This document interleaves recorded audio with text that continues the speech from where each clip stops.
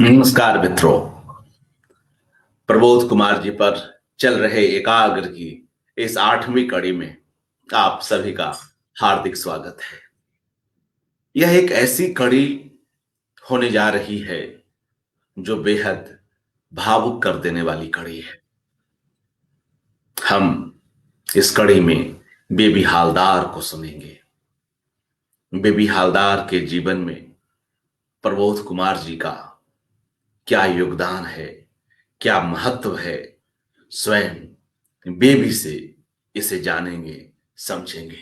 यद्यपि कई कई जगहों पर वे इस बात को रखती आई हैं, मगर इस बार जब जनसुलभ पुस्तकालय की ओर से प्रबोध कुमार जी पर यह एकाग्र आरंभ करने की योजना बनी, तो उसमें शुरू से ही बेबी हालदार न सिर्फ आगे बढ़कर इसमें बोलने के लिए इच्छुक थी, बल्कि हम सभी की यह इच्छा थी कि बेबी हालदार जरूर आए और अपनी बात रखें।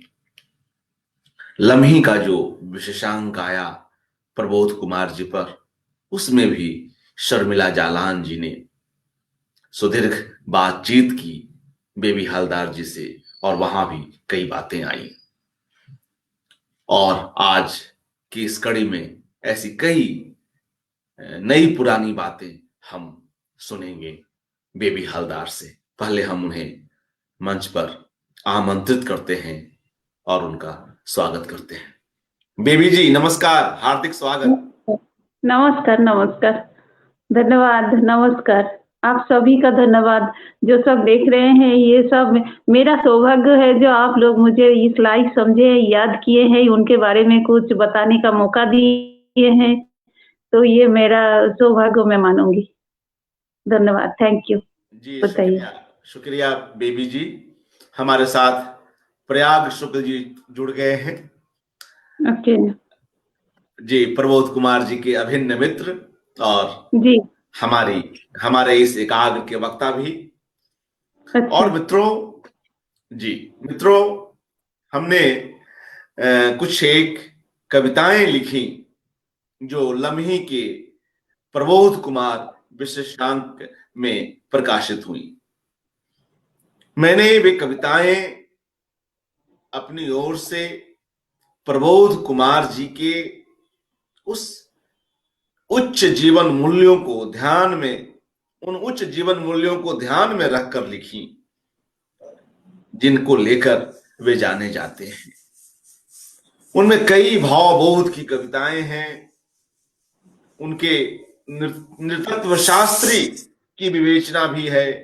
पत्र साहित्य में उनका किस तरह का योगदान है, इसकी चर्चा है। और कुछ एक कविताएं जो आवश्यक थी, जिनके बगैर कविताओं की वह श्रृंखला पूरी नहीं होती, वे थी बेबी हालदार जी से जुड़ी हुई कविताएं। निजी तौर पर आज मेरे लिए भी यह कहीं ना कहीं बेहद संतोष का विषय है कि मैं जिन बेबी हालदार की आत्मा में उतरने की कोशिश करता हुआ उन कविताओं को रच रहा था, प्रबोध कुमार जी को अपनी ओर से श्रद्धांजलि दे रहा था, आज मैं अपनी वे कविताएं उन्हीं बेबी हालदार जी को सुना भी रहा हूं। बेबी जी, आपकी अनुमति हो तो उन कुछ एक कविताओं का पाठ मैं यहां पर करना चाहता हूं। एकदम एकदम, अरे अनुमति क्या क्या कहेंगे, मेरा सौभाग्य होगा। Thank you thank you. तो मैं मित्रों कुछ एक कविताएं हैं, 4 के आसपास होंगी संभवतः, तो उनमें से पहली कविता कायांतरण उसको सुना रहा हूं। एक काम वाली ने दस्तक दी किसी दरवाजे पर। काम मिला उसे उस घर में, सम्मान मिला उसे घर वालों से। घर के मुखिया ने उसे किताबें, कागज और कलम दी। दुनिया ने उस घर में एक बनते हुए रचनाकार को देखा। जब बाहर आई दरवाजे से वह काम वाली एक नामचीन लेखिका थी। Thank you, thank you. कितनी बड़ी बात आपने कह दी। इतनी बड़ी बात कही है। जी शुक्रिया। और ऐसे ही जब हम अ, बात करते हैं प्रबोध कुमार जी की, तो सहज ही हमें बेबी हालदार जी की आत्मकथा आलो अंधारी की याद आती है, जो पहले हिंदी में आई, बांग्ला में बाद में, और बांग्ला से हिंदी में अनुवाद जिसका स्वयं प्रबोध कुमार जी ने किया, और इस पुस्तक के रचाव के पीछे के वे प्रेरणा स्रोत भी रहे। इसी तरह इशत रूपांतर जो पुस्तक बेबी की बाद में आई, उसके भी अनुवादक स्वयं प्रबोध जी रहे। तो एक और कविता जिसमें हमने आलो आंधारी को ही आधार बनाकर कुछ बातचीत करने की कोशिश की है, सुनाता हूं। उसका टाइटल है अंधेरा भी दर्ज होकर बन सकता है उजाला। सुनिएगा बेबी जी। जी। अंधेरा, मैं एक माध्यम हूं। ये सारी कविताएं आपके लिए हैं, आप पर हैं, आपकी हैं। मैं तो बस एक ये तो आप लोग तो मुझे तो पता नहीं क्या क्या क्या मतलब कितना ऊपर चढ़ाने का कोशिश किए हैं, ये जो मैं हूं नहीं, और वो आप लोग बना देते थे, बना दिए। ये मेरा सौभाग्य है। चलिए सुनाइए। सुनाता हूं। अंधेरा भी दर्ज होकर बन सकता है उजाला। कविता है, किसी प्रबोध को किसी प्रबोध को बेहद करीब से अपने ही घर में जब यह बोध हुआ कि जीवन के संघर्ष जीवन मात्र को किस तरह धूमिल, कष्टकर और गरिमाहीन कर देते हैं, तब उस कमतर जीवन के कष्टकारक पृष्ठों पर यहां वहां जमे दाग धब्बों को पुनर्सृजित करने की प्रेरणा दी उसने अपने कामगार को, बेबी हालदार को। प्रबोध के विश्वास और किसी बेबी के परिश्रम की ही है परिणति आलो अंधारी। प्रबोध के विश्वास और किसी बेबी के परिश्रम की ही है परिणति आलो अंधारी। थैंक यू, धन्यवाद। बहुत अच्छा जी लिखे हैं, बहुत अच्छा, जी आभार। बहुत अच्छा। Thank you. और मित्रों, हम यह भी जानते हैं कि बेबी हालदार प्रबोध जी को तातुष कहकर संबोधित करती रही, बप्पा, पिता तुल्य। तो यहां हमने एक कविता छोटी सी और लिखी जिसका हमने शीर्षक ही यही दिया, बप्पा। सुनाता हूं। जीवन का स्याह जब उभरता है कलम की स्याही में, तब सृजन होता है किसी आलो अंधारी का। बेबी पाल कोई बन जाती है बेबी हालदार। कोई प्रबोध कुमार किसी बेबी के लिए तातुष हो जाता है। कोई अच्छी प्रबोध बात। कुमार किसी बेबी के लिए तातुष हो जाता है। और एक आखिरी कविता, कई कविताएं हमने लिखी, तो यह एक आखिरी कविता सुनाते हुए हम सीधे बेबी हालदार जी को सुनेंगे। इसका हमने टाइटल दिया है बेबी जी गुण। गुण हाँ, सुनिएगा। ओके। किसी के बिगड़े को संभालना आसान नहीं है। किसी को उसके अंदरूनी घटाटोप से निकाल धूप में ले आना आसान नहीं है। स्वयं को घोल लेना किसी पराये दर्द में, 3 बच्चों की अकेली और प्रवासी मां का संबल बनना परदेश में है मुश्किल हर तरफ से। 3 बच्चों की अकेली और प्रवासी मां का संबल बनना परदेश में है मुश्किल हर तरफ से। कंक्रीट के घने जंगल, तेज भागते महानगर के किसी घर में मगर है कोई। कंक्रीट के घने जंगल, तेज भागते महानगर के किसी घर में मगर है कोई जो सुध लेता है अपने यहां कार्यरत किसी कामगार की।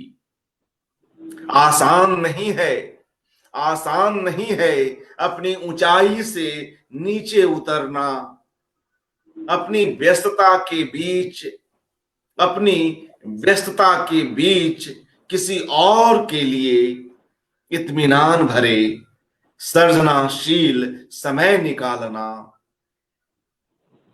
एक सक्षम नृतत्व शास्त्री होना आसान है, एक भाव प्रवण शब्दकार होना आसान है।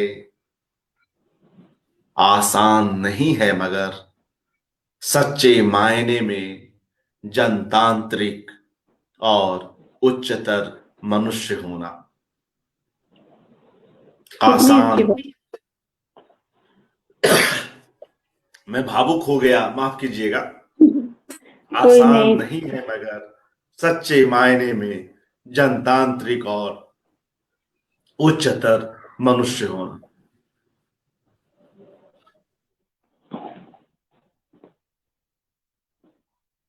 माफ थैंक कीजिएगा यू। मित्रों, ये कुछ धन्यवाद। ऐसी कविताएं थी जो हमने बीबी हालदार जी और प्रबोध कुमार जी के बीच यह जो एक अद्भुत रिश्ता है, जिसके पीछे सर्जना की एक अजस्र धारा भी बहती है, उसको ही ध्यान में रखकर ऐसे ही छोटा मोटा एक प्रयास किया। और अब हम सीधे बेबी जी को सुनते हैं और उनसे अनुरोध करते हैं कि वे शुरुआत से ही अपनी बात रखें, कैसे वे उन तक पहुंचती हैं, और फिर आगे की कहानी भी हम उनसे सुनेंगे। बेबी जी, स्वागत। नमस्कार। देखिए, मैं तो वो अगर प्रबोध जी अगर नहीं होते तो शायद मैं नहीं होती, ये बात तो सबको पता है यार, मुझे तो महसूस तो होता ही है। आज अगर आप लोग मुझे जानते हैं तो उन्हीं के बजाय हैं, उन्हीं के बजाय। अगर उन्होंने मुझे लिखने के लिए उत्साहित नहीं करते तो शायद मैं आप लोगों के सामने नहीं होती। ये बात तो पता ही है, सबको पता है। लेकिन वो जो कहते हैं ना कि उनके घर में काम करने वाले तो बहुत गए हैं, बहुत ही गए हैं, लेकिन उनको भी ऐसा ही लगा जो इसी तरह का तो लड़की हमें नहीं मिली। तो शायद हमारे अंदर उन्होंने कुछ देखा, उन्होंने कुछ सोचे समझे, तो इसीलिए उन्होंने मेरे बारे में सोचा, मेरे बच्चे के बारे में सोचा, जो इनको और कुछ इच्छा है या क्या क्या है। तो ये मुझे बहुत, मेरा ये सौभाग्य है जो उन्होंने कोशिश किया और ये सफल हो गई मैं। हाँ, तो मैं जो उनके बारे में ही मेरा जो किताब है, पहली किताब जो मेरा जो पहली किताब है, ज्यादातर उन्हीं के बारे में है। ये जो आप लोग पढ़े हैं तो आप लोगों को भी पता होगा। मैं किसी को दिख नहीं पा रही हूँ। अब मेरा बात आप लोगों को सुनाई दे रहा? जी बिल्कुल, मैं हेलो। जुड़ा हुआ हूँ आपके साथ। अच्छा अच्छा, थैंक यू जी थैंक यू। जी। हाँ, मैं ये किताब से ही थोड़ा-थोड़ा मैं पढ़ के सुनाना चाहूँगी, तो आप लोगों को शायद मैं पता चलेंगे जो किस तरह से मेरे साथ बातचीत उन्होंने करते थे और मैं जिस तरह से बातचीत उनसे की करती थी, उन्होंने जिस तरह से बात मुझसे करते थे, बिल्कुल सीधी-सीधी मैंने उसी तरह से मैंने किताब में मैंने डाल दिया। हाँ, तो मेरे दिमाग में जी उस तरह का पहले लेखन लेखन के हिसाब से लेखक बनने का हिसाब मेरा दिमाग में कुछ भी नहीं था। उन्होंने जो कहा मैं ये बिल्कुल उसी तरह से ही लिखा हूँ। बेबी तुम्हारा कुछ और इच्छा है? मैंने कहा मैं इस उम्र में क्या करूँ? और क्या लिखूँ? और क्या करूँ? क्या हो सकता है? अभी मेरा बच्चे छोटे हैं, अभी मेरा उम्र उस तरह का है नहीं जो और क्या पढ़ने लिखने का उम्र है ही नहीं। लेकिन वो बात ये चीज़ उन्होंने कहा मुझे जो लिखने पढ़ने का उम्र होता नहीं है। किसी भी उम्र में तुम लिखना पढ़ना कर सकते हो, लिख सकते हो, पढ़ सकते हो। किसी भी उम्र में तुम ये काम कर सकते हो। ये जो बात मेरे दिमाग में, मेरे मन में बहुत ज़्यादा, बहुत गहरी तरह से मेरा दिमाग में, मेरा दिल में लगा। जो इस तरह का ये बात मेरे बारे में कभी किसी ने सोचा नहीं। तो उन्होंने इस तरह से सोचे हैं और उन्होंने थोड़ा-सा ही मुझे दिया मतलब दिया में तेल डाले और दिया जल पड़े इस तरह का मेरा ज़िंदगी चल पड़ा। तो मैंने जो किताब में लिखी हूँ थोड़ा-थोड़ा मैं आप लोगों को पढ़ के सुनाऊँगी। तो एक बार उस पुस्तक को दिखला भी दें, एक बार मित्रों हाँ, को उसे थोड़ा जी, दिखला जी। भी दें। सभी जी। लोग पढ़े हुए हैं मगर फिर भी जी जी हुँ, हुँ। ये मेरा पहली बुक है, आलो अंधारी। आप लोगों को पता ही होंगे ये काफ़ी दिन हो गए हैं। अभी भी जो इसका चर्चा होते हैं, तो इसमें वो हमारा तातुस का आशीर्वाद है, आप लोगों की आशीर्वाद है, चाहत है, जिनके बजाय ये बुक शायद कभी मतलब पीछे नहीं हटेगा, अभी तक चलता है। अभी तक जैसा लगता है ये किताब कल ही लिखी गई है। इतना चर्चा अभी भी होता है जगह-जगह पे। तो ये मेरा सौभाग्य है और ये मेरा दूसरी बुक है, ये जो ईसत रूपांतर, दोनों ही बुक मैंने दूसरी पार्ट पहली पार्ट आलो अंधारी, दूसरी पार्ट ईसत रूपांतर, ये दोनों ही बुक हमारे तातुस ने ही अनुवाद किए थे। तातुस ने ही अनुवाद किए थे, तो ये मेरा सौभाग्य है जो उनके हाथों से दोनों बुक ट्रांसलेट हुए हैं यार अभी भी चर्चा होते रहती है। उसके बाद भी मैंने लिखी हूँ तीसरी बुक, उसका उसका नाम है घोड़े फिरर पथ मने वो बांग्ला में ही है अभी भी हिंदी में नहीं हुआ, इंग्लिश में हो रहा है। और ये सब जो जितना भी मैं लिख रही हूँ, लिखी हूँ, ये तो मेरा सब कुछ प्रभु जी मेरा तातुस का आशीर्वाद है, आप लोगों की आशीर्वाद है, जो मेरा अभी भी मेरा लेखन चल रहा है। तो इस तरह का ही मैंने लिखना जो शुरू किया और जो भी कुछ है किताब में सब आधा आधा तो मेरे तातुस के साथ जो जिस तरह से बातचीत होते थे, जिस तरह से बातचीत उन्होंने करते थे, वही सब मैंने एकदम सिंपल, एकदम प्लेन की तरह एकदम किताब में दिए हूँ। तो यही चीज़ शायद ये जो किताब में जो लोगों को लगा, आप लोगों को लगा जो किताब में कोई बनावटी चीज़ है ही नहीं, जो वही चीज़ शायद आप लोगों को अच्छा लगा, बहुत सारे लोगों को अच्छा लगा। क्योंकि ये जो किताब जब लिख रही थी मैं, तब तब मैं मेरे दिमाग में जो था सिंपल सी बात मैंने जो मेरे साथ जो हुआ है, मेरे तातुस के साथ जिस तरह से बातचीत हुआ है, उसी तरह से ही मैंने लिखी हूँ। ये ये कोई मतलब लेखक बनने का कोई बात नहीं है मेरे ख्याल से। लेखक बनने की बात नहीं है या लेखक की ये चीज़ है ही नहीं। लेखक लोग तो बहुत सारी चीज़ें लिखते हैं, बहुत किताबें लिखते हैं, बहुत सारे लिखने के बाद शायद उनके बाद ये बात इतना चर्चा होते हैं, ये तो बात अलग है। लेकिन ये किताब जब लिखी गई है, अभी भी उसके बाद जब मैं तातुस को पूछती थी मतलब ये किताब लिखने के बाद, इतना चर्चा होने के बाद जब मैंने तातुस से पूछा जो ये किताब मैं अभी अगर लिखती तो वो किताब शायद बड़ा होता, बहुत अच्छा होता। तातुस का कहना ये होते थे, जो अभी अगर लिखते वो किताब तो कोई नहीं पढ़ते। ये उनका सोच है, कुछ तो लगा उनको जो इसीलिए ये बात कहा। शायद इसीलिए कहा है जो जब ये किताब लिखा गया, सॉरी मैं तातुस के बात कहते हुए मुझे बहुत जी जी, आप अपने आप को संभालें, क्योंकि हमने मित्रों यह बात शुरू में ही कही थी कि यह एक बेहद भावुक कर देने वाला पल है, और हम सभी से अधिक बेबी हालदार के लिए। आप संभालें बेबी जी, और बेबी जी बहुत ही ताकतवर और दृढ़ प्रतिज्ञ हैं, हम सभी जानते हैं।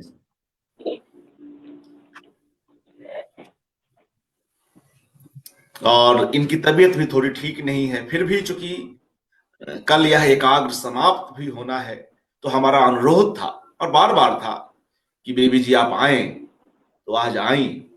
और निश्चय ही प्रयाग जी भी इस बात को कह रहे थे बेबी जी कि यह संवाद बेशक हम लोग आपस में कर रहे हैं या लोग सुन रहे हैं, मगर कहीं न कहीं यह संवाद प्रयाग शुक्ल का भी प्रबोध कुमार जी से है, बेबी हालदार जी बहुत ज्यादा थे, स्वयं प्रबोध कुमार जी से बहुत ज्यादा थे। ये प्रयाग जी का और ये जो अशोक जी और हमारे तातुस प्रबोध जी, और एक हम उनका नाम लेना चाहूंगी, रमेश जी जो दिल्ली में रहते थे। ये सब जो अपने मित्रों थे, इन सब से जो जिस तरह से बातें होते थे, ऐसा लगता था क्या जो ये लोग एक ही माँ का खून है, एक ही मतलब एक ही पेड़ का फल है, इस तरह का लगते थे। ये लोग इतने अच्छे से इस तरह का बातें करते थे मेरे बारे में, मेरा लेखन के बारे में, हर चीजों के बारे में ये लोग अपने आपस में बातें करते थे। बहुत अच्छा लगता था ये सब। इससे भी हमें बहुत हिम्मत मिलते थे, जो कि मेरे तातुस मेरे बारे में जो भी कुछ बातें करते थे, तो यही बात तो अशोक जी से भी कहते थे। अशोक जी फिर बोलते थे प्रयाग को बताओ, प्रयाग जी से भी बात होते थे इस तरह की चीजें, रमेश जी से भी बात होते थे इस तरह के बातें। तो एक तरह मैं तो कहूंगी मेरा जो ये किताब है, ये सब उन्हीं के वजह ही है।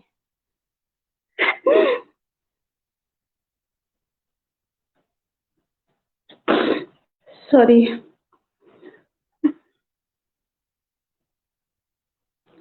हम समझ रहे हैं इस बात को। जी जी जी हाँ, आप प्लीज आगे कंटिन्यू करें। तो मैं यही कहना चाहूंगी, अगर तातुस नहीं होते तो बेबी हालदार भी नहीं होते, ये तो चीज है ही। और मैं फिर जिस तरह का बात मैंने तातुस से करती थी, और तातुस मेरे साथ जिस तरह से बातें करते थे, उसी तरह से मैंने जो किताब में रखी हूँ, लिखी हूँ, तो वो थोड़ा थोड़ा मैं आप लोगों को सुनाना चाहूंगी। तो शायद, और मैं हिंदी पता नहीं अगर कहीं पे अटक जाता है तो माफ कीजिएगा। नहीं, अच्छा रहेगा, प्लीज प्लीज जी शुरू करें। तातुस ने एक दिन कहा, देखो बेबी, इस घर में पहले भी कोई औरत काम कर चुकी है, लेकिन तुम जैसी कोई लड़की अभी तक मुझे नहीं मिली, वो फिर बोले, देखो, तुम वो कभी मत सोचना कि तुम यहाँ बस काम पढ़ी लगी हो, एक लड़की हो। हाँ, तुम एक लड़की हो, या ये घर की किसी और का है, मतलब ये घर और किसी का है, ये मत सोचो। उनका कहना ये था, इसे इसे तुम अपना ही घर समझना, अपना ही घर सोचना। मेरी कोई लड़की नहीं है, मैं तुम्हें अपनी लड़की जैसा ही मानता हूँ। मैंने सोचा भला ये भी कोई कहने की बात है, हैं?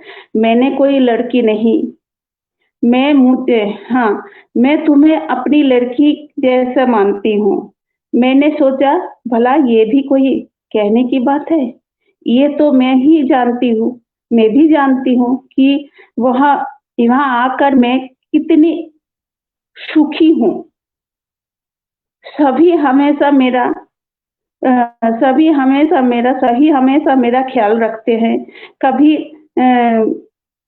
कभी तबीयत खराब होती है तो तातुस चिंता में पड़ जाते हैं और मेरे कुछ काम स्वयं ही कर लेते हैं। मुझे मुझे जब सॉरी यहाँ पे मुझे थोड़ा देखना पड़ेगा। तो इसी तरह का बात मैंने तातुस से जब भी करती थी तो उसी तरह से बात तातुस मेरे बारे में सोचते थे। इस तरह का बात कुछ और भी है।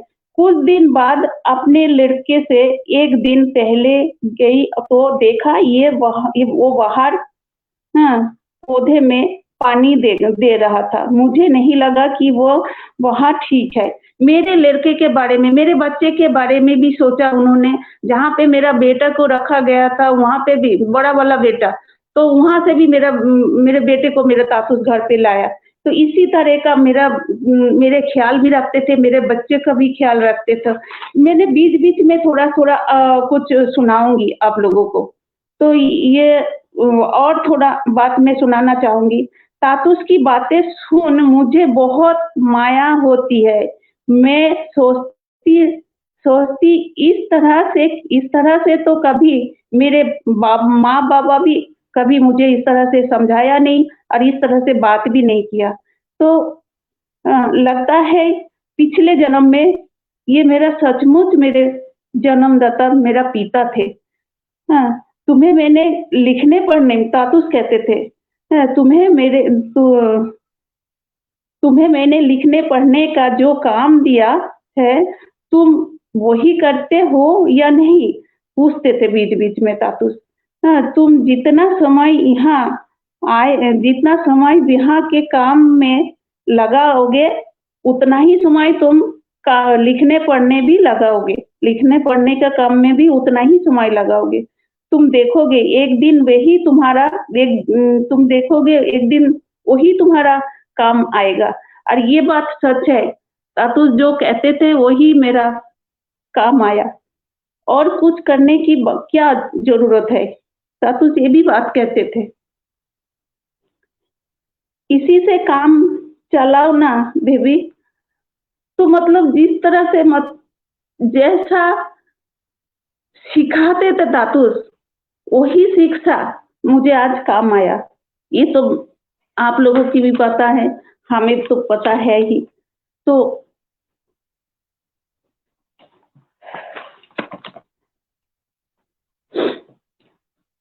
मैं कहूँगी और थोड़ा पढ़ूंगी मैं।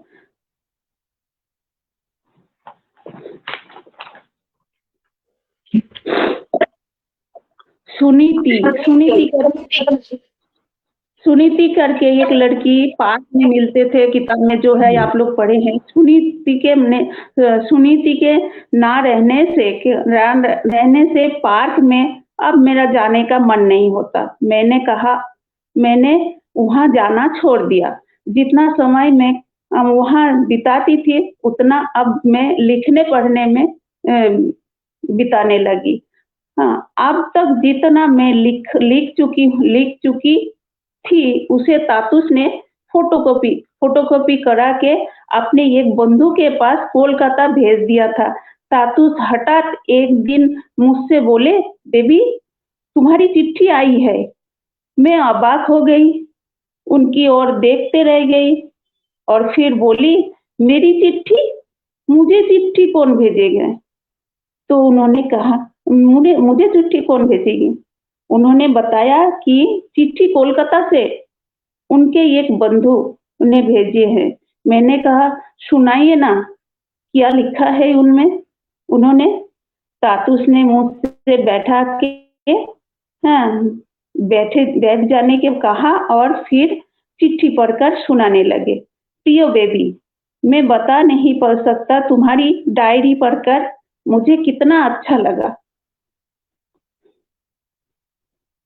मैं जानना चाहता हूँ कि इतना अच्छा लिखना तुमने कैसे सीखा? तुम्हारा लेखन उत्कृष्ट है। तुम्हारे तातुस ने सचमुच ही एक हीरा खोज कर निकाले हैं। मैंने बहुत लज्जित हूँ,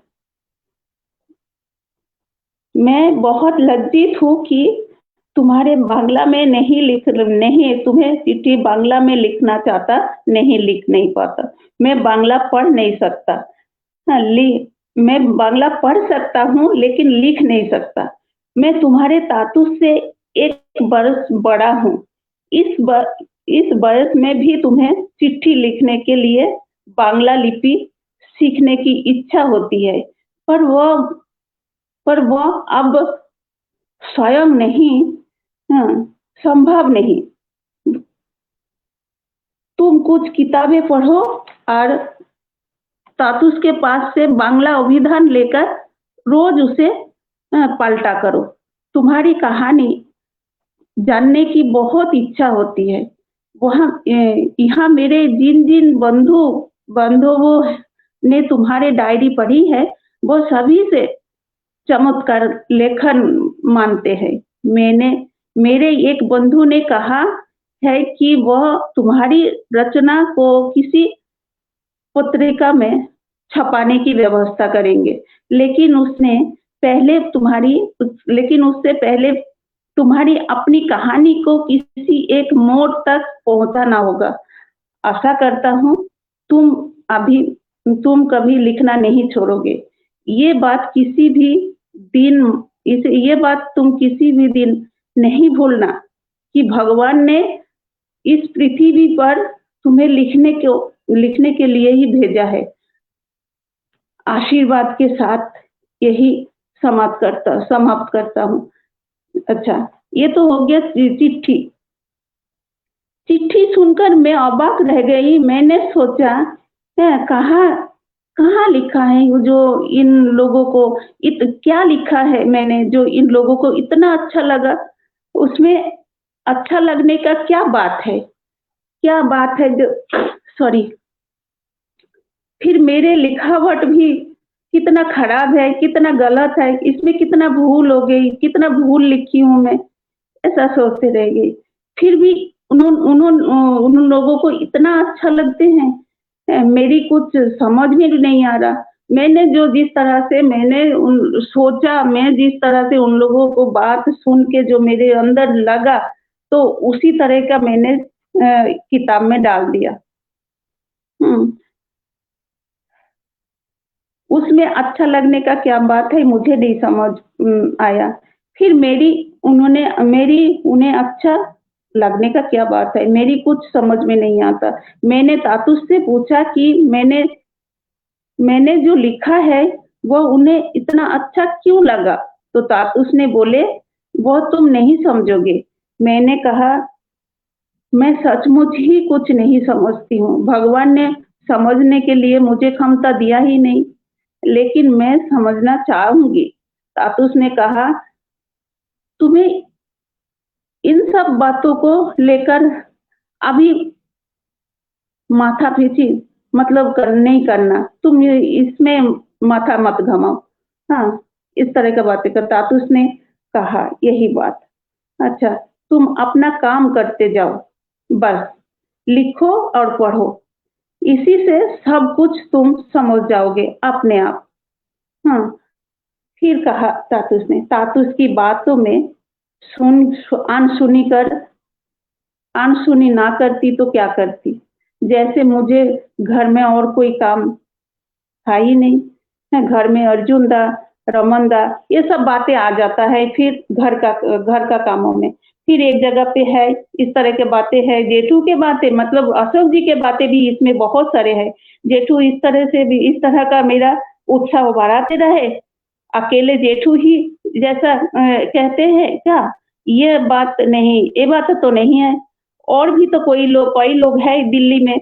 जेठू और तातुस के एक बंधु रमेश बाबू भी है। मैं जो लिखती हूँ वो सब कुछ तातुस उन लोगों को फोन पर सुनाते थे।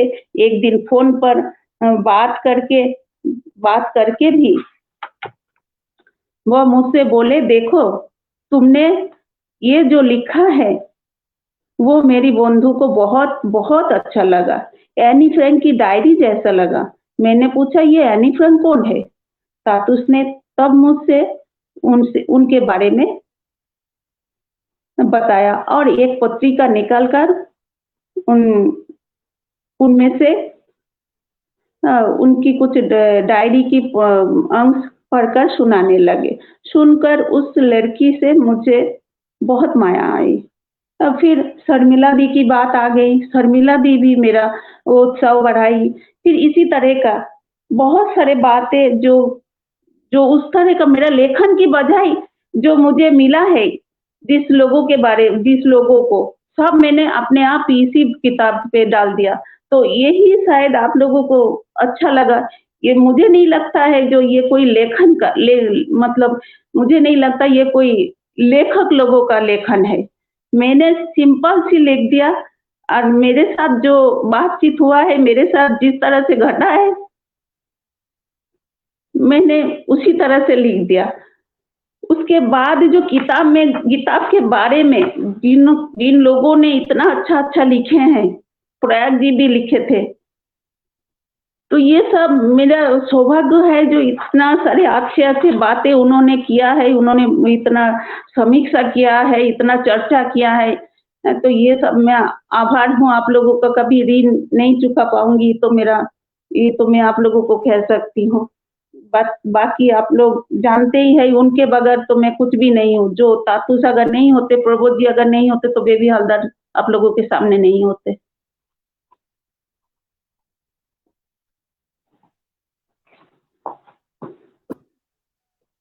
जी बेबी जी।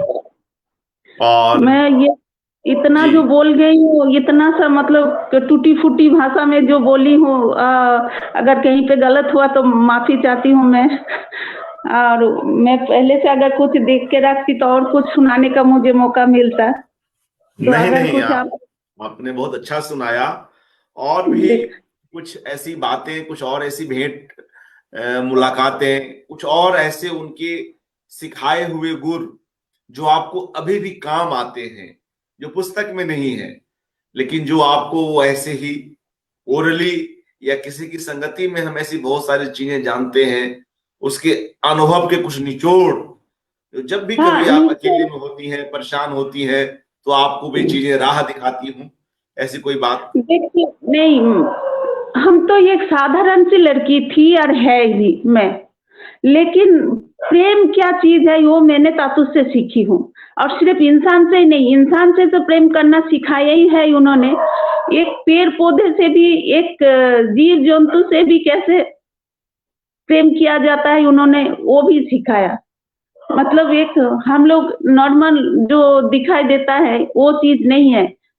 एक पेड़ में भी मतलब प्रेम, पेड़ में भी जीव होते हैं, एक प्राणी में भी कुछ सब कुछ होते हैं, वो लोग भी बहुत कुछ चाहते हैं। ये सब भी उनसे ही सीखे हैं।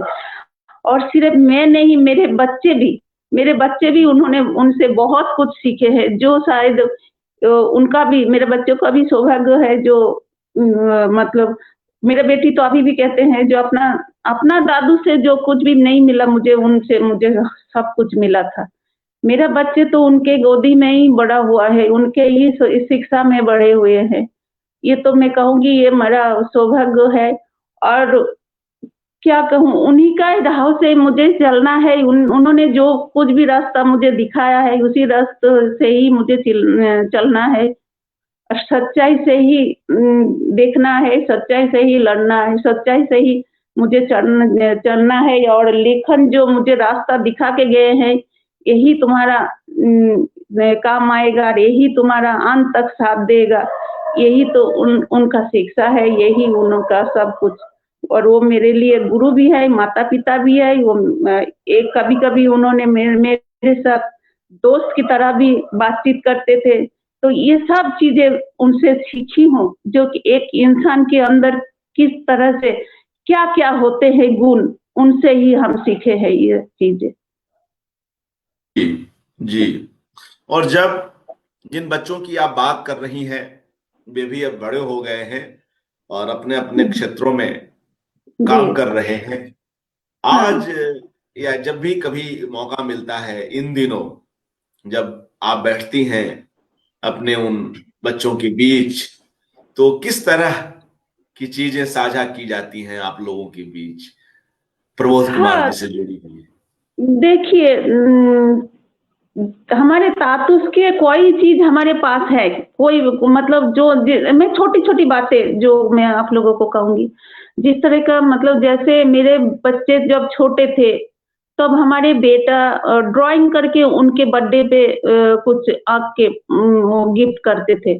वही चीज जब देखते हैं तो तातुस का बहुत, उसका उन लोगों का मन बहुत खराब हो जाते हैं, जो तातुस मतलब दादू, उनको दादू कहते थे।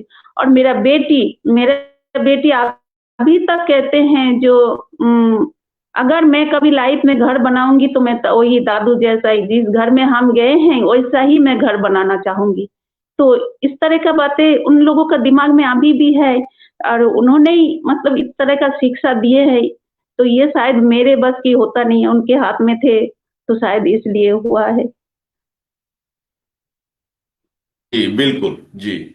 और मित्रों, हम बेबी हालदार जी से कुछ और बातचीत करेंगे, मगर उसके पूर्व कुछ एक चित्र जो है, जब उन विगत दिनों की बातचीत हो रही है और बेबी हालदार जी के बच्चों के साथ प्रबोध कुमार जी के जुड़ी हुई स्मृतियां हैं, तो एक एक कर कुछ एक चित्रों पर भी हम बात करें। यह चित्र जो अभी आप स्क्रीन पर देख रहे हैं, बेहद प्यारा चित्र, बहुत कुछ कहता हुआ चित्र, और इस पूरे संवाद को और बेबी हालदार के रुदन को, बेबी हालदार के भीतर के स्नेह को, बेबी हालदार के भीतर के आदर को जो प्रबोध कुमार जी के प्रति है, उन सब को अभिव्यक्त करता हुआ एक बेहद सुंदर चित्र, एक कल्ट चित्र हो गया है, मैं तो कहूंगा।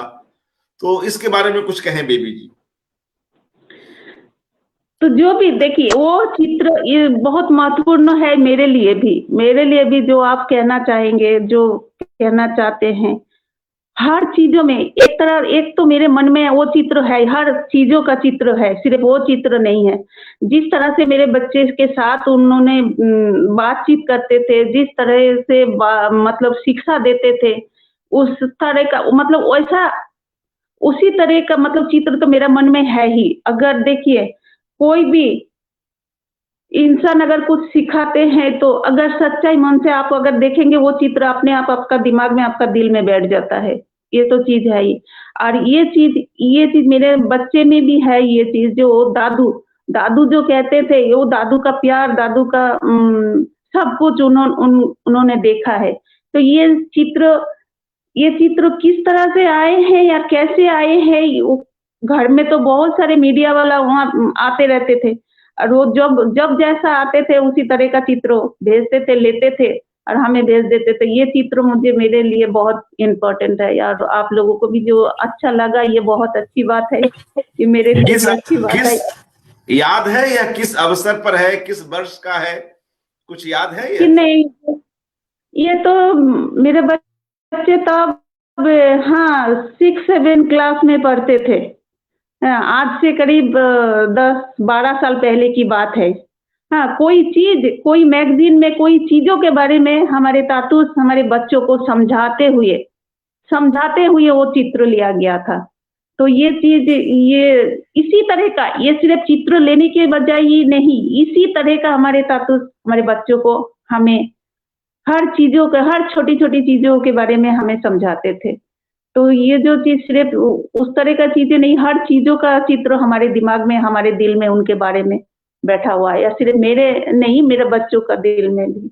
तो वो हमारे जी तातू को, हमारे बच्चे के लिए भी और हमारे लिए भी, तो ये एक इंसान के रूप में भगवान थे, ये तो कहा जाता ही है। मैं तो सोचती हूँ ये बात।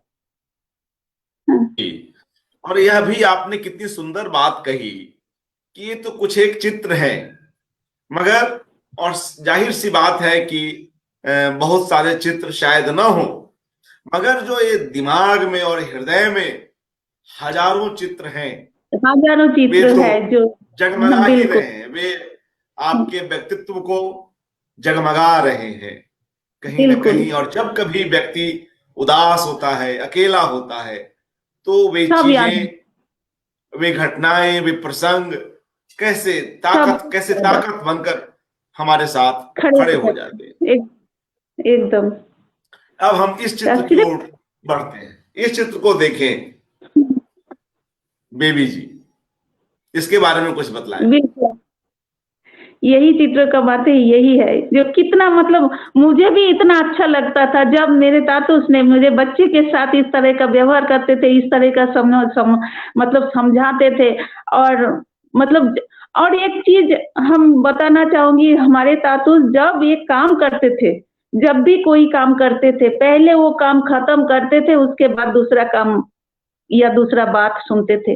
ये जो आपने देख रहे हैं, मैं पानी लेके तातुस के लिए पानी लेके खड़ी हूँ, और हमारे बच्चे के साथ जो उनका चल रहा है जो भी कुछ, ये जो चीज है, हमें डांट रहे हैं, रुको, मतलब रुको, हम जो काम कर रहे हो पहले ये काम खत्म करने दो, बच्चे का दिमाग भटक जाएंगे अगर यहाँ पे से हम हटेंगे तो। इस तरह का चीज उनमें बहुत अच्छी तरह से थे, जो कि पहले जो काम शुरू किए हो, जो काम कर रहे हो, वो काम पहले खत्म करो, उसके बाद तुम दूसरे तरफ ध्यान दो।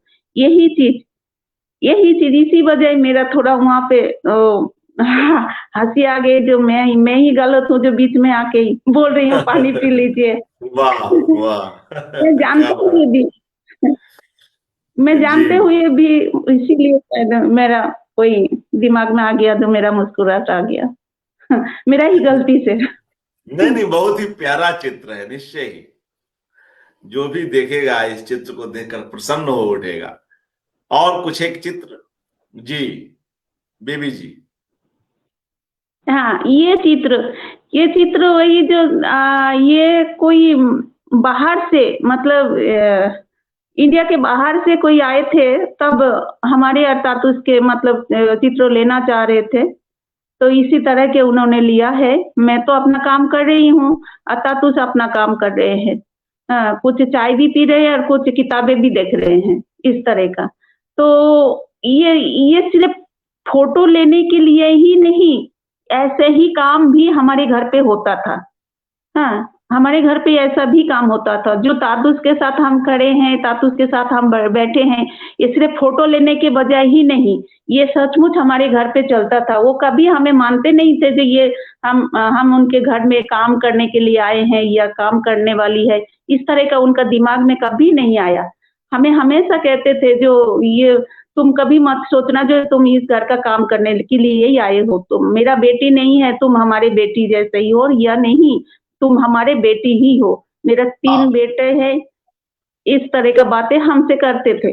तो ऐसा नहीं सोचते थे जो तुम अलग बैठो हम अलग बैठे, ऐसा नहीं, तुम हमारे बगल में बैठ के पढ़ो, हमारे बगल में बैठ के लिखो, हमारे साथ बैठ के चाय पियो, इस तरह का उनका व्यवहार था।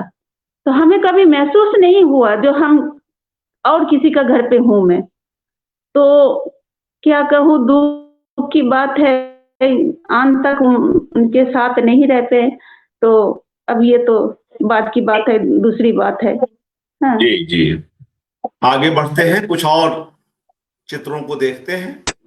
जी, यह भी एक बेहद खूबसूरत और बहुत कुछ कहता हुआ चित्र, दोनों ये ही। चित्र देखिए। हाँ हाँ, बहुत ही अच्छी बात है, ये अच्छी चित्र ये भी है। देखिए, मैं काम करती थी, मैं घर का काम करती थी, किचन का काम करती थी, कभी भी कोई भी काम करती थी, लेकिन काम करते करते भी उनके साथ उनका वही साहित्य की बात, कोई लेखक की बात, कोई कुछ किताबी की बात, उनके मतलब हमसे चलते रहते थे। उनका इसी तरह का बात, हम काम कर रहे, उनका दिमाग चलता है, उनका शिक्षा जो है हर चीजों में, हर कामों में, तुम ऐसा करोगे तुम्हारा किताब ऐसा होगा, तुम ऐसा ऐसा पढ़ो, वो किताब पढ़ो, ऐसा शिक्षा लो, ऐसा सीखो, ऐसा लिखना सीखो, ऐसा पढ़ना सीखो, देखो वो किताब में क्या है, देखो ऐसा किताब में क्या है, उस उन्होंने क्या लिखा है पढ़ो, ये चिट्ठी लिखो, इस तरह का सीखो, डिक्शनरी देखना सीखो, अभिधान देखना सीखो, इस तरह का बातें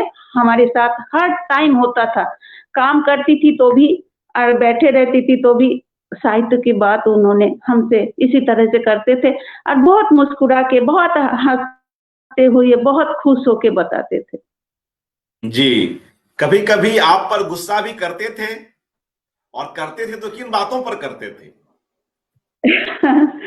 करते थे। ये उनके गुस्सा तो मतलब गुस्सा तो जाहिर है, क्योंकि मैं देखिए, मैं जब लिखना जब थोड़ा टाइम बंद कर देती थी, या पढ़ना जब थोड़ा टाइम बंद कर देती थी, तुम क्या पढ़ रहे हो अभी, इतना टाइम क्या पढ़े हो बताओ। मतलब वो समझाना होता है, वो डांटना नहीं, गुस्सा भी नहीं होता है, इस तरह का समझाना होता है। तो मुझे डाँटना क्या कहूँ, उस तो मुझे समझ आ जाता था जो इस बातों पे उनको बुरा लगता है, इस तरह का बात। फिर मुझे जब उन्होंने लिखना देखते थे, लिखते हुए देखते थे, पढ़ते हुए देखते थे, इतना खुश होते थे उन्होंने, वो मतलब हमारे तातुस इतना खुश होते थे, तो ये तो बता नहीं सकते। हाँ, कोई-कोई वाह। लोग आके कहते, मतलब तातुस, हमारे तातुस कभी-कभी मुस्कुरा के कहते भी थे, जी एक घर में 2-2 राइटर शोभा देता है। मतलब उस तरह का बातें करते थे। तो मैं पहले नहीं समझती थी, बाद में मुझे जी। लगता था मैं भी लिखती हूँ, उन्होंने भी लिखते हैं, इसी वजह बोल रहे हैं ने क्या। वो तो खुशी की बात है, वो उन्होंने वो खुश होके बताते थे। देखो इस घर में 2-2 राइटर, देखो, देखो। मैं पहले पहले मैं समझती नहीं थी ये बात, लेकिन बाद में मुझे ये बात मेरे लिए कहते थे, अच्छा लगता था सुन के। जी। और जब आलो अंधारी जो है काफी चर्चित रही, आपकी यह आत्मकथा कई भाषाओं में इसके अनुवाद हुए, विदेशों में चर्चा हुई, तो कुछ वो जो प्रवास है, जो यात्राएं हैं साथ में जो आप लोगों ने की, उसको लेकर भी कुछ बातचीत करें। विदेश यात्राएं भी देखिए आप लोग। तातुस हमारे तो बाहर नहीं, तातुस के साथ हमारे साथ यात्रा कभी नहीं हुआ है, क्योंकि तातुस तब बाहर जाना छोड़ ही दिए थे। लेकिन हम जब जाते थे बाहर, तब तातुस को बहुत अच्छा लगता था। जी। तो तातुस बहुत खुश होते थे। हाँ, जब आप लौट कर आती थी तो किस तरह की बातचीत करते थे, क्या आपसे पूछते थे? ये कोई मतलब क्या बोलूँ, और उनका खुशी देख के समझ में आ ही जाता है, तो सब कुछ सुनना तो चाहते ही होंगे कि कैसे लगा, वहाँ का लोग कैसे लगे, वहाँ का एकदम अलग ही जगह पे गए थे तुम, जहाँ पे तुम सोच भी नहीं सकते हो, वहाँ पे पहुँच गए हो, कितने खुशी की बात है, क्या सीखे हो, क्या देखे हो, ये सब तुम्हारा नया-नया अनुभव है, ये सब लिखना, ये तुम्हारा अलग ही एक सब कुछ तुम अच्छा से जानोगे, अच्छा से सीखोगे, इस तरह का मुझे वो उन्होंने समझाते थे, और सचमुच मुझे उनका बात बहुत ही काम आया, ये बात। मैं जब भी मैं बाहर जाती थी, उन्होंने ही एक तरह का, उन्होंने ही मुझे तैयारी करके भेजते थे। हैं, जो बेबी वहाँ पे ठंडा है, ये लेके जाओ और डायरी लेके जाओ, नोट करना, क्या-क्या देखे हो, क्या-क्या अच्छा लगा, क्या-क्या बुरा लगा, ये भी लिखना। इस तरह का मुझे वो शिक्षा दे के, इस तरह का सिखा के उन्होंने मुझे भेजते थे। और जब भी मुझे बाहर जाने का मौका मिलता था, मेरे से पहले उनको ही ज़्यादा उन्होंने ही ज़्यादा खुश होते थे। तो ये बात भी मुझे बहुत अच्छा लगता था, जो एक मतलब घर का ये काम करने वाली औरत, और इस तरह का जो रिश्ता बन जाता है, और इस तरह से जो एक मतलब काम करने वाली और लड़की को इस तरह से शिक्षा देके, इस तरह का तैयारी करके जो बाहर भेजते हैं, ऐसा करके जो, ये तो कहने की बात, क्या बोलूँ और ये कहा नहीं जाता। तो मेरे लिए ये बहुत मेरा किस्मत का ही बात है, सौभाग्य की बात है ये मेरा, जो मेरे साथ हुआ है, और वो भी उस तरह का इंसान मेरे लाइफ में, मेरा किस्मत में आए थे, शायद इसलिए हो गया, यही कहूँगी। जी बिल्कुल, हम लोग समझते हैं इस बात को। और कुछ एक चित्र और हैं, उनको भी देख लें, फिर कुछ और सुनेंगे। जी, यह भी देखिए कितना प्यारा और एक बेहद जीवंत कविता है यह चित्र, बेबी हालदार जी। जी, हाँ। ये चित्र तातुस ने भी हमारे बाद में देखे हैं, तो बहुत खुश हुए थे ये बात। ये बात जब ये चित्र इस तरह का हुआ है, इस बात पे हुआ है मेरे इस तरह का दिमाग में है, जो चीज़ मैंने उनको पढ़ने के लिए दिया हूँ, जो और वही चीज़ वो चेक कर रहे हैं, देख रहे हैं और देख के उनको ये बात इतना मतलब एक कोई-सी एक चीज़ इतना अच्छा लगा जो उनको वो मुझे समझा रहे थे जो देखो, देखो ये बात तुम्हारे दिमाग में आया ना? आया? पढ़ लिए हो और दिमाग में आया और कैसे तुम मतलब लिख डाले हो, देखा ना? तो इस तरह का ही होता है, इसी तरह से ही लेखक बनता है, इसी तरह से ही लिखना शुरू होता है और मुझे इसी तरह का देख मतलब खुश हो के मैंने भी बोला जी देखिए मैं भी कुछ कर सकती हूँ, देखिए, ऐसा करके फ़ोटो ली वाह उसने वाह। इसी तरह से बात हुआ, फ़ोटो भी लिया। जी जी जी। और उनकी हाँ। कुछ आदतों के बारे में बतलाएं। लेखन के अतिरिक्त उनको और क्या चीजें पसंद थी, किन बातों पे उन्हें गुस्सा आता था या किन बातों को वे नापसंद करते थे, या और कोई ऐसी बात जो उनसे जुड़ी हुई आपको याद आ रही हो। उनका उनकी एक जी उनका अच्छा क्या लगता था मतलब वो जब तक मैं उनके साथ थी, उन्होंने जो जिस तरह से उनका रूटीन था पूरा दिन का, वो सब उनका हाथ में था। ये चीज़ उनके बाहर अगर कुछ होता तो उनको खुद ही बुरा लगता था। जो चीज़ हमसे बातें करते थे, जो तुम और वो वही चीज़ अगर हमसे भी गलती हो जाता था, थोड़ा-सा मतलब उनको बुरा लगता था। जो अ, ये बात तो यहाँ पे मैं क्या बोलूँ विदेश जाती थी मैं जब, तब अपने दोस्त की तरह भी बात करते थे। देखो इस तरह का भी इंसान तुम्हें मिलेगा, ऐसे भी इंसान तुम्हें मिलेगा जो कि जो होना नहीं चाहिए। हाँ, जो मतलब तुम्हें खींचने का कोशिश करेगा। अभी तुम्हारा बहुत नाम हुआ हो सकता है तुम्हारा आर्थिक रूप से भी तुम थोड़ा-सा मजबूत होगे जब तब भी तुम्हारे पीछे बहुत इस तरह का भी लोग आ सकते हैं तुम्हारे लाइफ में। तो ऐसा भी लोगों से तुम बच के रहना, ऐसा भी हमें बहुत कुछ इस तरह से सिखाते थे। तो ठीक है, जब भी बुरा उन्होंने उनको किस बात पे लगा मैंने तो कभी याद नहीं आता है। लेकिन उनको बुरा लगता है कब जब मैं काफ़ी वही मैंने आपको या भी बोला जो काफ़ी दिन तक जब मैं लिखना बंद कर देती थी और पढ़ना बंद कर देती थी, तब उनका चेहरा देख के पता चलता था बेबी तुम अभी क्या कर रहे हो? मतलब कह नहीं पाते थे, मतलब कहते नहीं थे जो तुम अभी मतलब पढ़ते हुए तो तुम्हें दिखाई नहीं देता, तुम्हें कुछ करते हुए दिखाई नहीं देता, लिखते हुए तो तुम दिखाई नहीं देते हो। इसी तरह का मुझे पता चल जाता है जो इस बात पे उनको बुरा लग रहा है। हाँ, तो पता उसी तरह से हमारा भी अगर उनको डर लगता था, उनको ये भी डर लगता था जो मैंने दिखाया हूँ उनको बेबी को जो रास्ता दिखाया हूँ वो रास्ता ना बेबी का लाइफ से हट जाए। तो बेबी ये तुम कभी नहीं छोड़ना, इतना दिन हो गया, कभी नहीं छोड़ना। इस तरह की बातें होते-होते उनको ये तो उनका समझाना एक तरीका था। हाँ, तो जी। होता था एक कुछ बातें। हाँ, एक प्रश्न भी आया है और मैं बाकी मित्रों से भी अनुरोध करूंगा कि वे कुछ पूछना चाहे तो माफ करेंगे, तो उनके प्रश्न आमंत्रित हैं।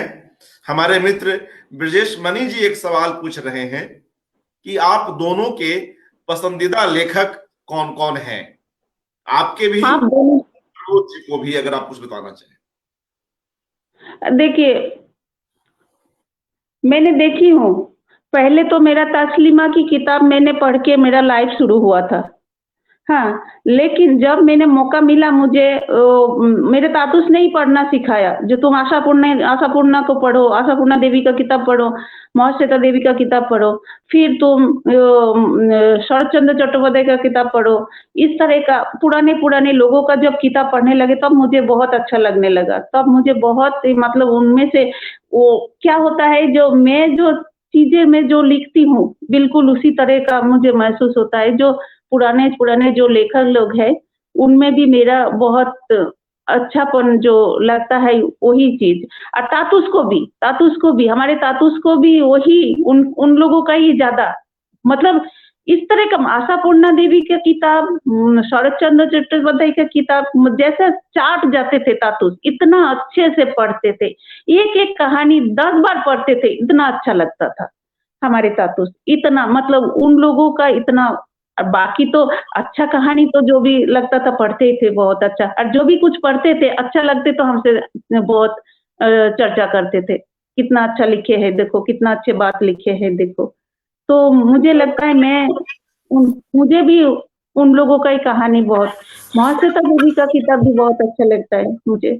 और आशापूर्णा देवी का तो 3 जो वो है, मतलब प्रथम प्रतिश्रुति और सुवर्णलता, बकुल कथा, ये सब तो उनका ही मतलब एक लाइफ का ही मैं सोचती हूँ, और उनमें से भी मुझे बहुत कुछ मिला है यार, वो अच्छा लगता है उस तरह का लेखन का। जी, हाँ प्रबोध कुमार जी ने कहानियां लिखी, उपन्यास लिखे।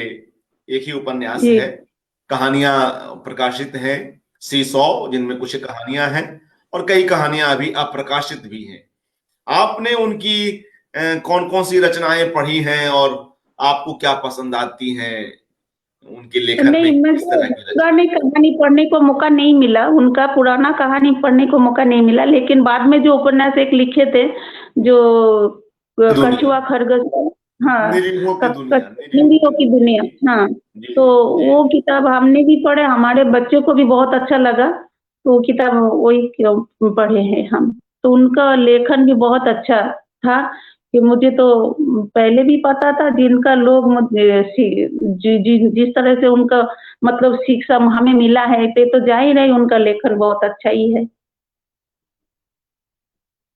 और बेबी हालदार जब पहली बार आई प्रबोध कुमार जी के यहाँ, वो एक मिट्टी, कच्चे मिट्टी की तरह थी, और एक कुम्हार की तरह प्रबोध कुमार उसको धीरे धीरे बनाते हैं। बेबी स्वयं हम्म, बहुत बहुत मेहनत करती हैं, घर को संभालना, बच्चों को संभालना, स्वयं को संभालना, लिखना, पढ़ना, और अपने गुरु, अपने तातुश के निर्देशों के बीच आगे बढ़ना। और जब बेबी हालदार क्रमशः जगत प्रसिद्ध होती हैं, नाम कमाती हैं, अपनी जगह बनाती हैं, तो वह जो पहली बेबी हालदार थी प्रबोध कुमार जी की नजरों के सामने, और बाद में स्थापित होती हुई बेबी हालदार है, तो किस तरह के उनके व्यवहारों में परिवर्तन था, या वे खुद भी कितना संतुष्ट होते थे कि आपके उभरते हुए कद को देखकर? बेबी जी। बिल्कुल, ये तो बात है ही। ये उनका एक ही बात में वो लोग खुश हो जाते थे, जो शीर्ष ऐसा हो जो गुरु से बड़ा हो। हाँ, तो ये क्या बात बात! लोगों को बहुत अच्छा लगता था, ये बात। हाँ, शीर्ष ऐसा हो जो गुरु से भी बड़ा हो। तो ऐसा ही हुआ, मैंने तो सिर्फ वो दिखाया और उनका वो चल पड़ा। हाँ, मैंने तो सिर्फ रास्ता दिखाया और वो बहुत अच्छा रास्ता चुन लिया, ये तो मेरा क्या कर्तव्य है, मेरा मेरा जो कर्तव्य था वो कर दिया, बाकी तो उनका हाथ में, उसने जो चलाया वो चल पड़ा, ऐसा उनका कहना था।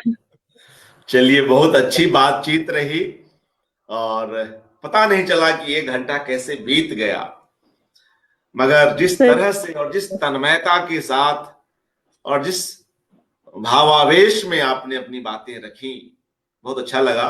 कोई और ऐसी बात जो आप इस अवसर पर कहना चाहती हो, या जो संघर्ष कर रही महिलाएं हैं, जी, उनके संघर्ष तो कोई कम नहीं कर सकता। देखिए, जी हाँ। उनका कहना, देखिए उनका संघर्ष, हमारे हर औरत का संघर्ष तो है ही।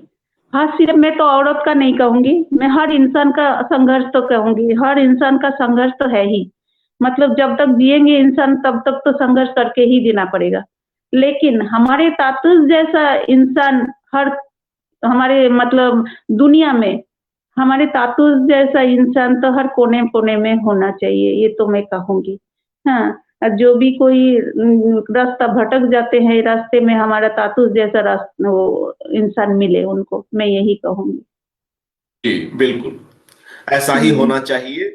लेकिन एक चीज मुझे और भी लगता है बेबी जी, कि जब कोई व्यक्ति, जाहिर सी बात है कि अच्छे व्यक्तियों से यह संसार खाली नहीं है, ठीक है, बुरे लोग ज्यादा हैं, मगर अच्छे लोग भी हैं, और अच्छे लोगों को उनकी अच्छाई की कीमत भी चुकानी पड़ती है। तो जब आप भी एक गृहस्थन हैं और घर परिवार संभालती हैं, अपने आप को, बच्चों को यहां तक लाई हैं, आपको क्या लगता है कि एक मूल्यों के बीच रहता हुआ व्यक्ति जो शायद कुछ कम व्यावहारिक हो, दुनियावी स्तर पर उसके साथ क्या होता है? कुछ गलत तो नहीं होता है जो नहीं, गलत भी होता व्यवहारिक है। कम? हाँ जी।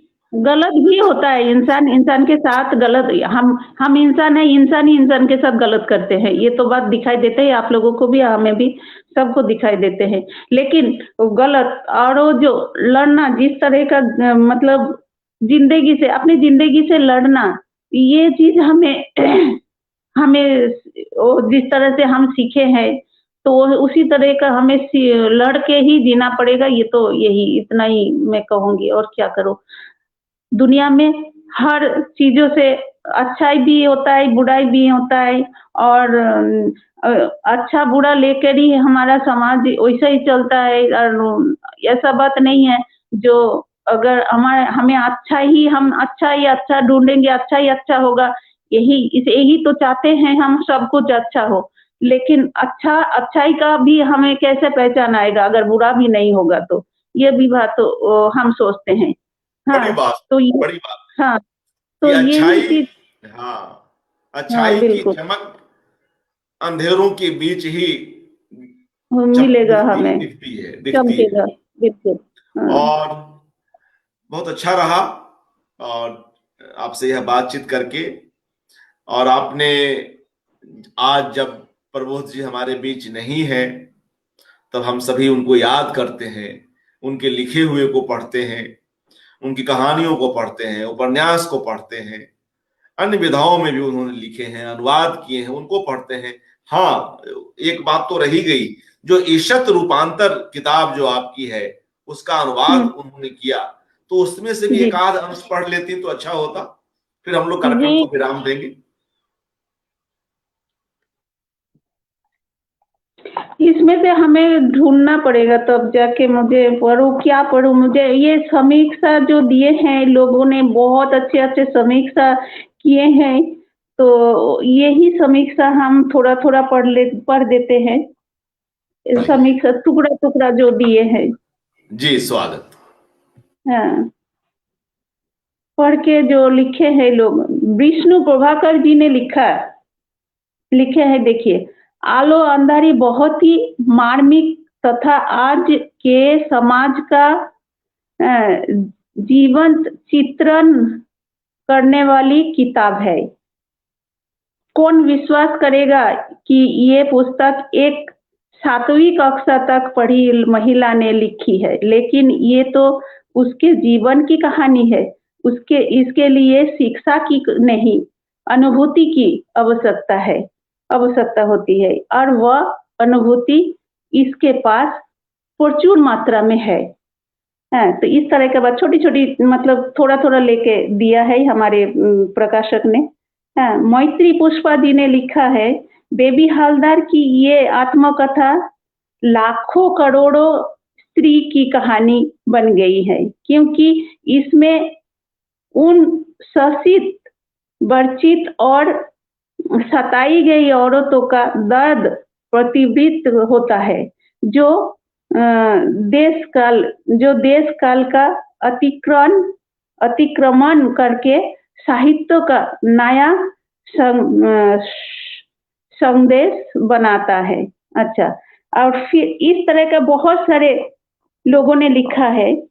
विजय मोहन सिंह जी ने लिखा है, आत्मकथा ये तर्जे वहाँ उल्लेखनीय, ये क्योंकि ये किसी शिल्प कौशल के तहत नहीं बनाया गया, बल्कि अपने में ये दबलित कर देने वाली प्रक्रिया में इतना स्फूर्त और तत्वता के अंत में प्रामाणिक और घनिष्ठ रूप से घटित लेखन की प्रक्रिया में स्वयं अपने से बाहर होकर अपने को देखने लगता है। इसी तरह का बहुत सारे लोगों ने बहुत कुछ लिखा है, थोड़ा-थोड़ा जो दिए हैं हमारे प्रकाशक ने बहुत अच्छा किया है। हाँ, शीला रेड्डी ने लिखा था ये एक चीज। उसके बाद मैना भटनागर ने लिखा है, ललित सुरजन जी ने लिखा है, पुष्पेश पंत जी ने लिखा है, मेधा पाटकर जी ने लिखा है, श्रीधरम जी ने लिखा है। सब किताबों के चर्चा जो इतने अच्छे-अच्छे बातें थोड़े-थोड़े जो लिखा है, तो ये सब बातें आप लोग भी पढ़े होंगे, अच्छा लगा है। तो ये मैंने ईसत कानपुर में भी दिया गया, ईसत कानपुर में दिया गया और अंधारी में भी दिया गया। सॉरी, ये मैं किताब से पढ़ी हूँ। आप लोग को मैं क्या सुनाऊं इसमें, दो चार बातें।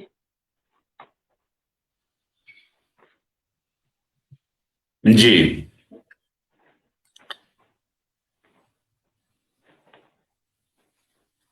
बहुत इतना तो रहने दीजिए। घर जी में घुसते ही निरुदा ने, ये मेरा दूसरी किताब का थोड़ा-थोड़ा कुछ है, वो ढूँढना पड़ेगा। मेरा तातुस के बाद कहाँ पे है? तो है तो मेरा तातुस के ही कहानी सब कुछ।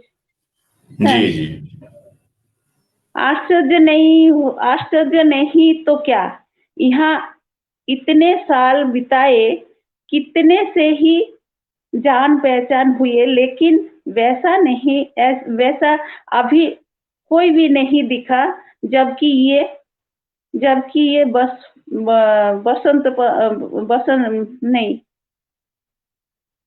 जाने कब का परिचित है। मतलब लिखने के बाद जिस जिस लोगों से हमने मिले हैं, ऐसा नहीं लगता था मुझे जो ये लोग हमें नहीं जानते, या मैं उनको नहीं जानती हूँ और उन्होंने मुझे नहीं जानते हैं। मतलब इतना खुश होके हम सब मिलते थे, जैसा लगता बरसों से हमें हमारा कितना जान पहचान है। तो इस तरह का बातें हमारा दूसरी किताब में भी है।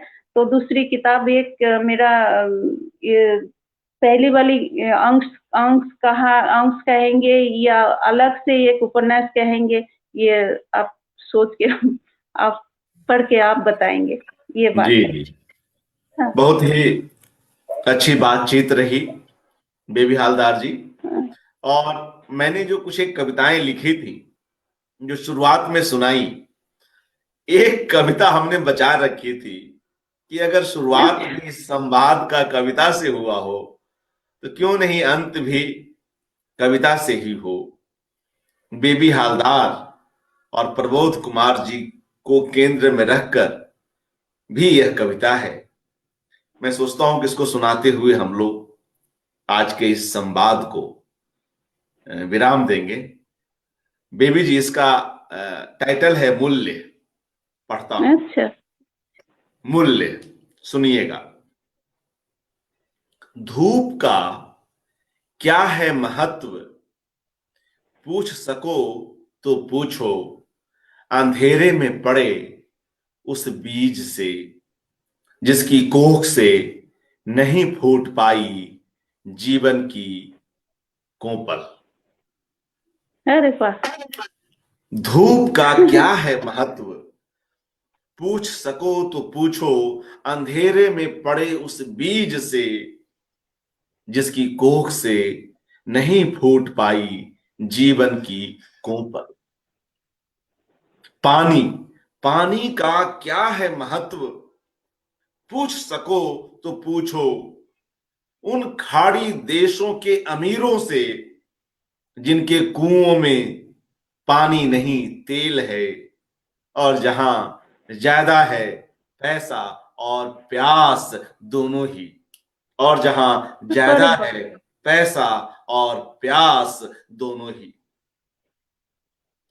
एक अदद छत का क्या है महत्व, पूछ सको तो पूछो, उन कंगारू माताओं से, जो अपने नौनिहालों को सुरक्षित और गर्म रखने के लिए बना डालती हैं घर अपने शरीर में ही।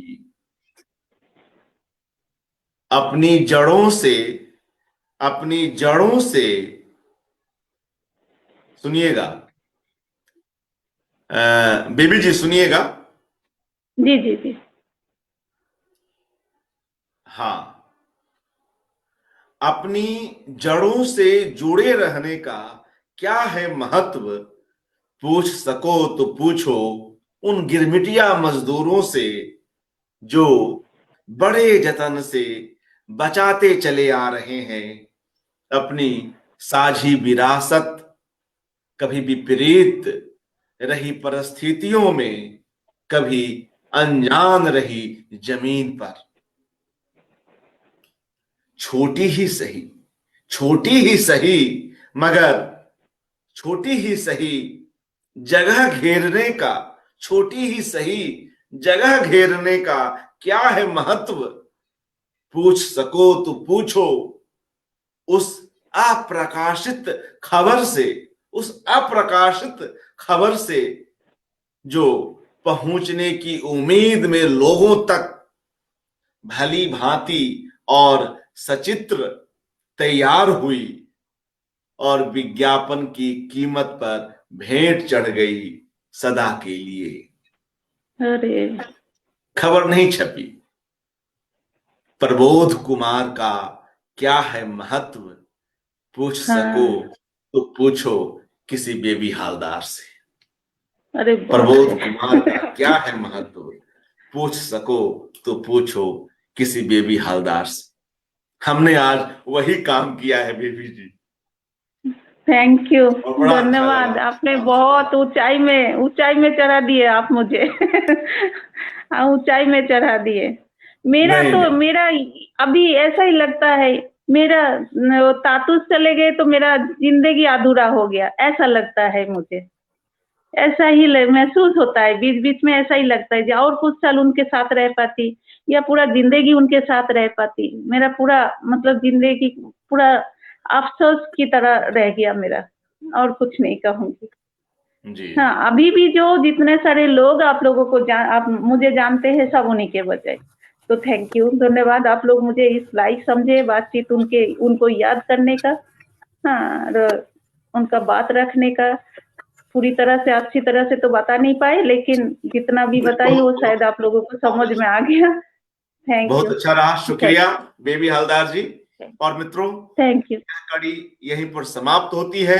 हमें अच्छा लगा कि बेबी हालदार जी ने आज बिल्कुल अपने हृदय की बातें हम सभी के साथ साझा की। प्रबोध कुमार जी पर यह एकाग्र जारी है। आज का दिन खास है क्योंकि मैराथन श्रृंखला है। आज हम लोग लम्ही के संपादक विजय राय जी को भी सुनेंगे, जिन्होंने प्रबोध जी पर विशेषांक भी निकाला, और ये भी जो कविताएं हमने सुनाई वे वहां प्रकाशित हैं। और तमाम आलेख, महत्वपूर्ण संस्मरण, बेबी जी से बातचीत और ऐसी कई मूल्यवान चीजें, प्रबोध कुमार जी की कहानियां, उनके उपन्यास के अंश, उनकी रचनाओं पर आलोचनात्मक आलेख, बहुत सारी चीजें, परिवार से जुड़े हुए लोगों के संस्मरण, तमाम चीजें हैं। तो वह अंक कैसे निकला, क्या तैयारी रही, क्या कठिनाइयां आई, इन सब पर कुछ देर में हमारे साथ विजय राय जी जुड़ेंगे। हमें अच्छा लगेगा, आप सभी लोग भी जुड़ेंगे, खुशी होगी। एक बार पुनः शुक्रिया बेबी हलदार जी। नमस्कार, शुभ रात्रि। नमस्कार, धन्यवाद, शुभ रात्रि।